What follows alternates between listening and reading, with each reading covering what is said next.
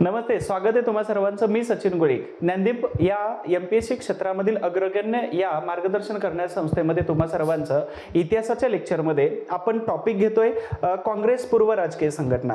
संपूर्ण भारतामध्ये जेव्हा 1600 पासून इंग्रजांनी राज्य करायला सुरुवात केली होती तेव्हापासून इथं गंमत काय झाली होती की इंग्रजांनी भारतातील असणाऱ्या सत्ताधीश असतील किंवा भारतातील राजकीय, आर्थिक, धार्मिक, सांस्कृतिक या बाबीवरती आपला कब्जा मिळवून घेतलेला होता. आणि याच्यानंतर काय झालेलं होतं की इंग्रजांचा हा झालेला जो काही अत्याचार होता किंवा ही आलेली जी काही सिस्टम होती तर याच्या माध्यमातून भारतामध्ये एक जनजागृती अर्थात राष्ट्रवादाची भावना सुरू झाली आणि या राष्ट्रवादाच्या भावनेतून काँग्रेस एक संघटना सुरू झाली. परंतु काँग्रेस जन्माला येण्याच्या अगोदर काय काय झालेल्या होत्या ऍक्टिव्हिटीज ते पण आपल्याला बघायचंय.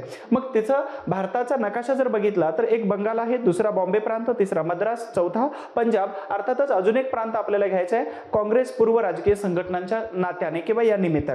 तर तो प्रांत आहे भारताच्या बाहेरचा. मग काँग्रेस पूर्व राजकीय संघटना या टॉपिक मध्ये आपल्याला काय दिसतंय की राष्ट्रवादाची भावना इथं निर्माण झाली होती. आपल्यावर होणारा अन्याय आणि अत्याचार हाही भारतीय लोकांच्या लक्षात आलेला होता. त्याच्यानंतर आपल्याला असं एक ठोस पाऊल उचललं पाहिजे जे इंग्रजी शासनाच्या हक्कांच्या आणि अन्यायाच्या विरोधामध्ये असायला पाहिजे. आणि म्हणूनच भारतामध्ये वेगवेगळ्या प्रांतामध्ये जे आता सांगितलेले होते तर या संपूर्ण प्रांतामध्ये काँग्रेसच्या पूर्वीच्या राजकीय संघटना सुरू झालेल्या होत्या. मग आपल्याला सविस्तरपणे बघायचंय की या संघटना ज्या सुरू झालेल्या होत्या ह्या कोणत्या प्रांतामध्ये आणि कोणत्या संघटना कशा पद्धतीनं काम करत होत्या आणि सुरू झालेल्या होत्या. तर हा हे संघटनेचा एक चार्ट मी दिलेला आहे. अर्थातच तुम्ही इतिहासामध्ये जर अभ्यास करत असाल तर जेव्हा आम्ही अनालिसिस करत असतो की इतिहासाचे प्रश्न कुठून येतात म्हणजे तुम्हाला त्या निमित्ताने पीवायक्यूज आणि काही एमसीक्यूज वगैरे देत असतो तर त्यामध्ये एक अंदाज येतो की प्रश्न कोणत्या टॉपिकवरती आणि कशा पद्धतीने येतो. तर यामध्ये प्रश्न आलेले चतुसूत्रीवरती. मग तुम्हा सगळ्यांना 1905 लोकमान्य टिळकांचे चतुसूत्री अर्थात स्वदेशी किंवा वंगभंग आंदोलन तुम्ही सगळेजण परिचित आहात. दुसरी महत्वाची गोष्ट महात्मा गांधीजी जेव्हा 1915 मध्ये भारतात आले आणि 1-2 वर्ष त्यांना फिरून भारताची परिस्थिती समजावून घ्या असं गोखलेंनी सांगितलं. आयोगाचा प्रश्न इथं आलेला आहे. आणि 1917 जेव्हा राजकुमार शुक्ला आणि संत रावत या दोन महत्वाच्या व्यक्तींनी सांगितलं की चंपारण्य या भागामध्ये मोतीहारी नावाच्या एरियामध्ये ब्रिटिश मळेवाले मग ते निळीचे आणि ऊसवाले तर हे सगळे काय करतात अन्यायाने अत्याचार करतात. आणि म्हणूनच हा अन्याय अत्याचार दूर करण्यासाठी काय केलं पाहिजे तर पहिल्यांदा मदन मोहन लोकमान्य टिळक त्याच्यानंतर मदन मोहन मालवीय या सगळ्या महत्वाच्या लोकांकडे हे दोघं गेलेले होते परंतु त्यांनी दुर्लक्ष केलं. कारण टिळकांचं लक्ष होतं स्वराज्य आणि मदन मोहन मालवीय हे बनारस विद्यापीठ अर्थात काशी विद्यापीठाच्या स्थापनेमध्ये बिझी होते. त्यांनी दुर्लक्ष केलं म्हणून त्यांनी सांगितलं महात्मा गांधीजींकडे जा. गांधीजींनी खूप चांगल्या पद्धतीने ऐकून घेतलं, समजून घेतलं, अभ्यास केला आणि मग आपला मोर्चा वळवला कुठं तर चंपारण्य अर्थात तराईच्या प्रदेशामध्ये असणाऱ्या त्या मोतीहारी नावाच्या गावामध्ये. बरेच दिवस राहिलेले होते आणि बरेच दिवसानंतर त्यांना सुचलं की आपल्याला आता लोकांचं मत आपल्या बाजूने आलेलं आहे. मग आपण काय केलं पाहिजे तर या इंग्रज सरकारच्या दडपशाहीच्या विरोधामध्ये आंदोलन सुरू केलं पाहिजे.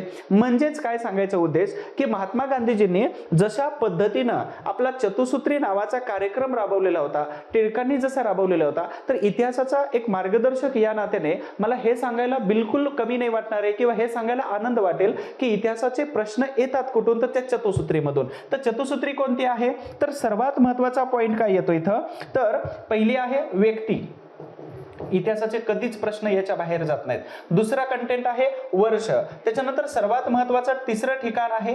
तिसरा कंटेंट येतो ठिकाण. आणि चौथा जो कंटेंट येतो चौथी चतुसूत्री जी येते तर ती स्थापन झालेली संस्था असू शकते किंवा इथं संघटना आपल्याला घेता येऊ शकते. या चतुसूत्रीच्या बाहेर इतिहासाचा एकही प्रश्न अद्यापर्यंत गेला नाही. जेव्हापासून 1926 पासून यूपीएससी सुरू झाली आणि 1950च्या राज्यघटना स्वीकारल्यानंतर एमपीएससी स्टेट सर्व्हिसेस सुरू झाल्या तेव्हापासून एकही प्रश्न इतिहासाचा याच्या बाहेर गेलेला नाही. हे त्रिकालबाधित सत्य आहे किंवा पांढऱ्या दगडावरची काळी रेष म्हणून. ठीक आहे, त्याला उलट सुलट केलं तरी चालतंय. परंतु काँग्रेस स्थापन होण्याच्या अगोदर राष्ट्रवादाची भावना निर्माण कशी झाली होती आणि ती कोणत्या प्रांतामध्ये झाली होती तर या निमित्ताने तुम्हाला एक अंदाज येऊन जातो की कशा पद्धतीने इथं काँग्रेसच्या अगोदरच्या संघटना काम करत होत्या कोणत्या वर्षी.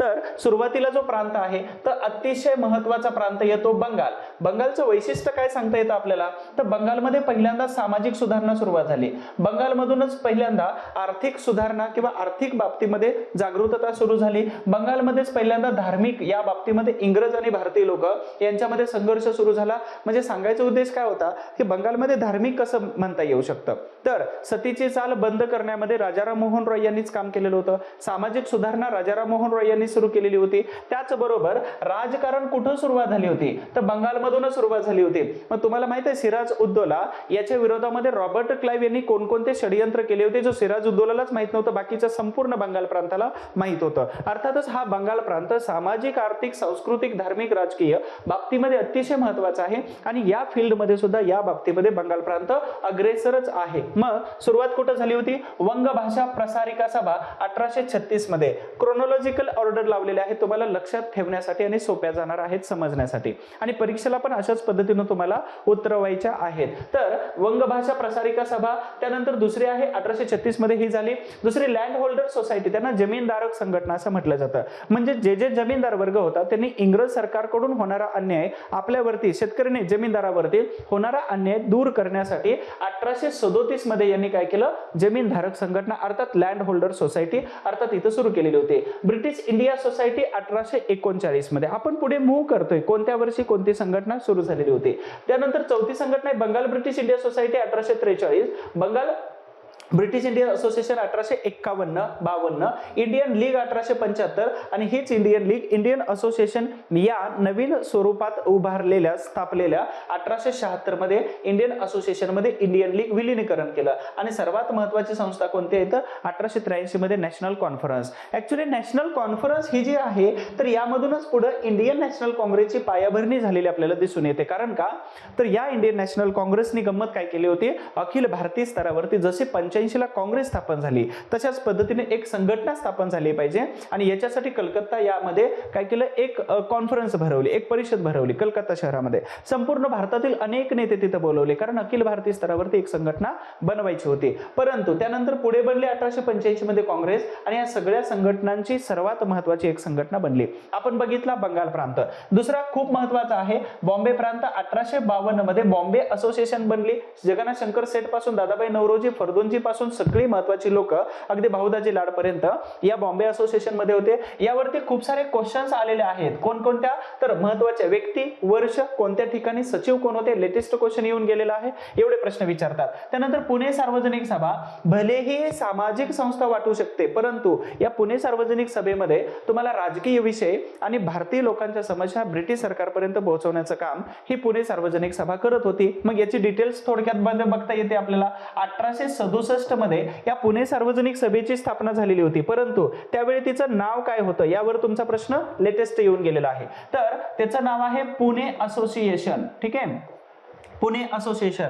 आणि पुणे असोसिएशन नंतर या सार्वजनिक सभेचं नामकरण काय झालेलं होतं तर पुणे सार्वजनिक सभा 2 एप्रिल 1870 मध्ये ही सार्वजनिक सभा बनली. या सार्वजनिक सभेमध्ये न्यायमूर्ती रानडे होते, त्याचबरोबर चंदावरकर होते, त्याचबरोबर अतिशय महत्वाच्या व्यक्ती म्हणून इथं सार्वजनिक काका ज्यांना आपण गवा जोशी या नावाने ओळखतो ते या सुद्धा व्यक्ती महत्वाच्या होत्या. परंतु गवा जोशी काँग्रेसमध्ये सहभागी नव्हते किंवा काँग्रेस स्थापनेच्या वेळी नव्हते. तर ही महत्वाची संघटना. यावरती तुमचा आयोगाचा क्वेश्चन आलेला आहे. बॉम्बे प्रेसिडेन्सी असोसिएशन 1885 ची संस्था आहे. परंतु जेव्हा भारतीय राष्ट्रीय काँग्रेसची स्थापना झाली तर काँग्रेसचं पहिलं अधिवेशन मुंबईमध्ये सक्सेस करण्याची जबाबदारी ही बॉम्बे प्रेसिडेन्सी असोसिएशन वरती होती. पण त्याच्या अगोदरची एक सांगायचं राहून गेलं, पुणे सार्वजनिक सभा 1885 मध्ये जेव्हा भारतीय राष्ट्रीय काँग्रेसची स्थापना होणार होती तर त्या स्थापनेच्या वेळी पुण्यामधून या काँग्रेसचं अधिवेशन कोणी व्यवस्थित पार पाडून द्यायचं याची जबाबदारी पुणे सार्वजनिक सभेवरती आलेली होती. परंतु हे अधिवेशन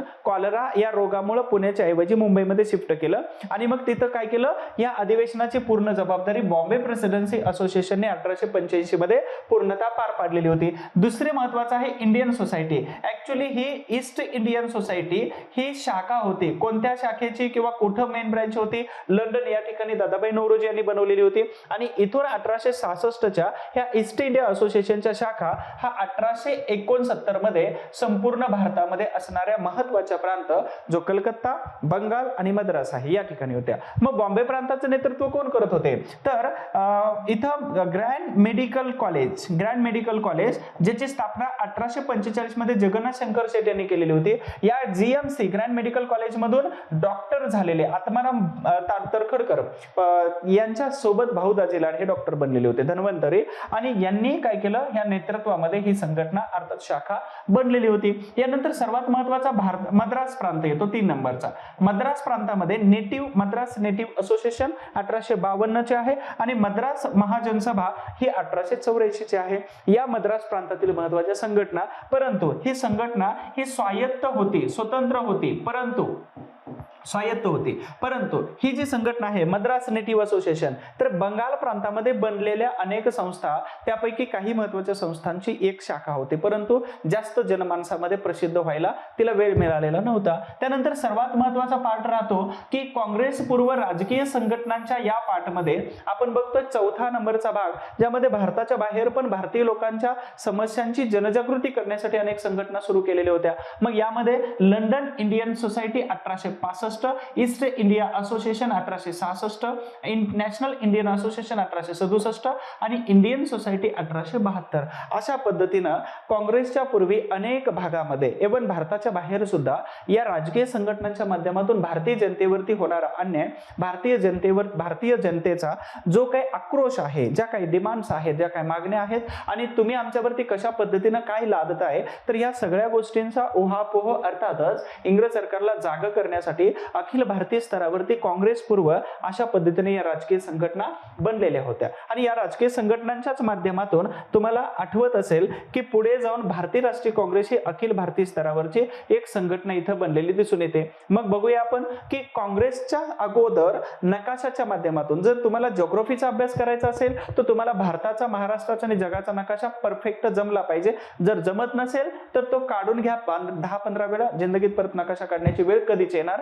नाही. चला, इथं तुम्हाला सर्वस्व शिकवलं जातं, फक्त इतिहासामध्येच टच केलं जात नाही तर अनेक विषयाला टच केलं जातं. सो इथं बघूया काँग्रेस पूर्वी काही महत्वाच्या संघटना इथं बनलेल्या होत्या. मग काँग्रेसच्या अगोदर काही संघटना कोणत्या प्रांतात बनल्या होत्या हा नकाशा दाखवल्यानंतर तुमच्या पटकन लक्षात येऊन जातं. मी सुरुवातीला सांगितलं होतं की पहिला प्रांत आहे बंगालचा, जमीनदार, ब्रिटिश आणि इंडियन लीग वगैरे आहेत महत्वाचे दाखवलेले आहेत. त्यानंतर दुसरा नंबरचा प्रांत येतो बॉम्बे प्रांतामध्ये, बॉम्बे असोसिएशन, सार्वजनिक सभा आणि बॉम्बे प्रेसिडेन्सी असोसिएशन. आणि नंबर 3चा प्रांत येतो मद्रास, अर्थातच अब्रॉड इंडिया म्हणजे भारताच्या बाहेर सुद्धा काही संघटना इथं स्थापन झालेल्या होत्या, त्या आपण पाठीमागच्या पार्ट मध्ये पाहिलेल्या आहेत.